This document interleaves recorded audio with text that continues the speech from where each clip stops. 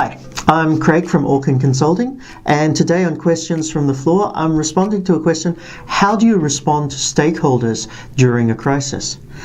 Most people think that during a crisis, the focus is going to be on the media, but there are going to be many interested parties that are part of your business, that are stakeholders or publics to your business, that need to be aware of what happens. The real thing here is the channels that we use to communicate with them. Media tend to want to know what's happening faster because they're the ones communicating to a public on our behalf. But people like bankers, shareholders, financiers, staff, all have a right to know and all need to know as well.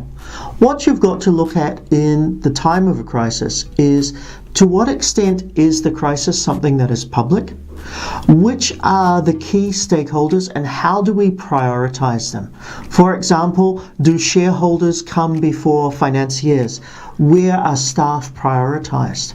And we need to make sure that we're communicating with these people in order of their priority. Most crises, you really want to get your staff on board, parallel on the same page with you. So I would even speak to my staff and work with my staff before I talk to media.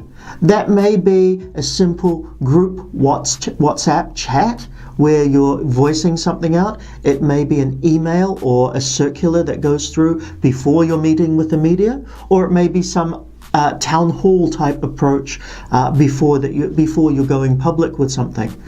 When we have a crisis, it's important that we understand which stakeholders are getting impacted first, and we manage the expectations of those stakeholders through different initiatives. Now, from a PR perspective, we often focus our time trying to deal with media. It doesn't mean that the PR department or the communications department are the ones who are dealing with other stakeholders.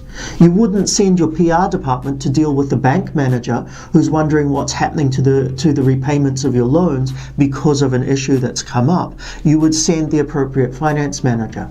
So you have to look at the different people within your organization and assign the roles to them, but making sure that they're telling their side of the story and they're telling the brand story and the official line to each of the various stakeholders that we have along the way.